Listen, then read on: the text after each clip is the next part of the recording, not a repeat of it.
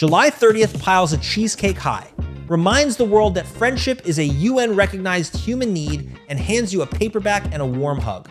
National Cheesecake Day celebrates the dense, creamy dessert traced to ancient Greece, where athletes at the Olympic Games were reportedly fed cheesecake before competition. International Day of Friendship was established by the United Nations in 2011 on the idea that friendship between peoples and cultures is a genuine force for peace. Paperback Book Day honors the mass market paperback introduced by Alan Lane at Penguin in 1935, making literature affordable at scale for the first time. National Chili Dog Day is the last Thursday in July's answer to what happens when a hot dog meets a bowl of chili. National Intern Day, typically the last Thursday in July, recognizes the interns who keep things running. Share a Hug Day is exactly what it says.